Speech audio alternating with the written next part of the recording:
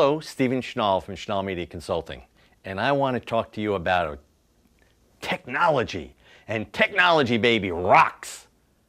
Ooh, I think most people may take that as a little strong, but it's not strong. It's reality. Technology is what makes this country goes around, and what makes the world go round. And when you get excited about technology and how it can be used effectively and efficiently, that's what makes this country and our industry so great. So I want to share with you a couple that I think are particularly relevant to moving forward with new service offerings. One that we're seeing all over the place today, QR codes. Now, QR codes are not something new. They were invented by the Japanese many, many years ago, but they really didn't get strong adoption. Now we're seeing QR codes in newspapers, magazine ads, billboards, on appliances, you name it, we're seeing QR codes. Well, there's two forms of QR codes. One is I'm afraid to say, the sort of ugly little square thing, the two-dimensional thing.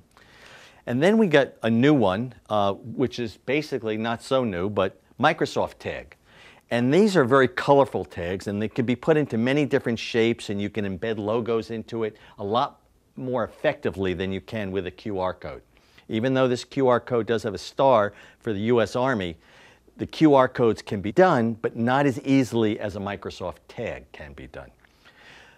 The benefits of QR codes and Microsoft Tags is, one, every time someone clicks on it, you can track that click. It brings you to a microsite, and I just want to put a little caveat here. It's very important that when you create a QR code or a Microsoft Tag, that the site that you're heading these people to or directing them to is a mobile designed site. This is critical. So my suggestion to you is make sure you readapt the website to a mobile device.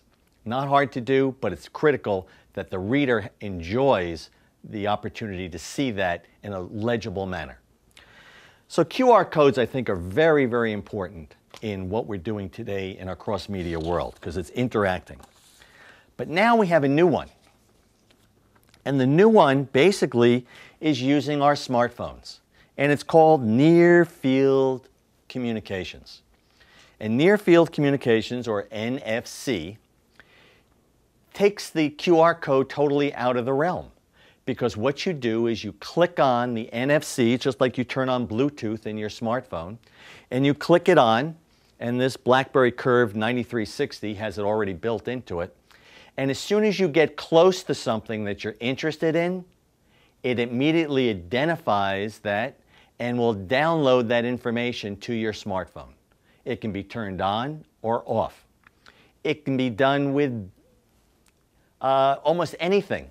Let's say you go to the grocery store and you've got your credit cards already built into it, and you've got your, those little discount tags that you've got that all the chains give out today. Well, it can be built into this NFC, and as you go up to the checkout counter, all you have to do is wave this, and you'll get your entire bill downloaded onto your smartphone for double checking when you get home.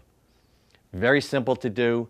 NFC is a very, very critical and I think very exciting technology. And the nice thing is it's got a very short range, so it's not easy for someone to pick it up, by someone just passing by in a car. It's only got maximum a 6-foot range, which is very good. Not too dissimilar to Bluetooth. One that's fascinating me beyond my wildest imagination is 3D printing. No, it's not the 3D printing that we used to wear the glasses and all that kind of stuff where you go to the movie theater and it pops out. This is completely different. This is layered fabrication technology, which means you see these little things here, these little statues and these toys?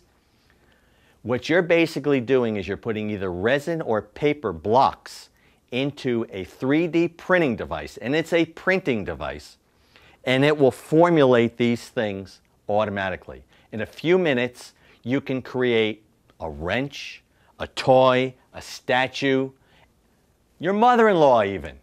Doesn't make any difference. You can create out of a picture, any three-dimensional thing, out of Illustrator, out of Adobe Photoshop, you can create a three-dimensional object with a simple 3D printing device. I think that's pretty cool.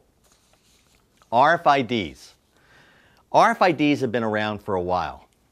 And you want to know how long? Actually, they were invented by the British during the Second World War so that the British RAF, when the Luftwaffe was bombing London, could identify which were the German planes and which were the British planes. That's how old RFIDs are.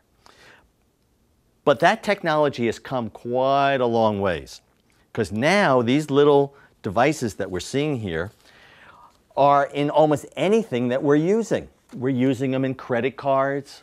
As a matter of fact, your passport has RFIDs on them. Walmart has made a mandate that just about every package that is delivered to Walmart has an RFID chip on it so they can route it properly automatically. If you fly Delta or Continental or now United Airlines, you will see that they are adopting RFID chips for baggage identification so that they don't lose your luggage. They can know exactly where it is just by scanning. So RFID technology is really an amazing technology. And if you travel any place anymore, and you have a US passport or many foreign passports, an RFID chip is actually embedded into the passport. So when you get close to the security lines or anything else, they know who you are before you even get close to them. And the interesting thing is that RFIDs will continue to expand. We've only seen the tip of the iceberg in terms of the technology expanding to a far greater capacity. One of the limiting factors is the chip has to be placed onto something, and the conductive inks are rather expensive, but I think we're seeing some technology with nanotechnology. It'll bring it down to a more cost-effective manner. The one last point that I wanted to say was printed electronics and organic marketplace. And you're saying organic. Well, the reality is that technology is now experimenting with printing the human skin so that we can take a digital device, we can scan someone's skin, Photoshop it, and then print it and through silicone and layer it onto a human body for grafting purposes. So that's where I'm talking about organic. But printed electronics are silicone chips that are printed, photovoltaics, electroluminescence, OLEDs. We're seeing printed electronics almost every place we are. And the marketplace in 2009 was roughly $1.92 billion. And the ID Tech organization expects it to reach $57.16 billion in 2019, which is only 8 years away from now. So I think you've got to look at this market as an exciting market with a lot of different opportunities that are out there. So those are just a couple of my favorites and new cool technologies that are on the horizon that could impact the way we communicate with people going forward. If you'd like to learn more about this, respond to me on my blog. Love to hear about your comments, and I could give you more in-depth information if you'd like. Until then, see you soon.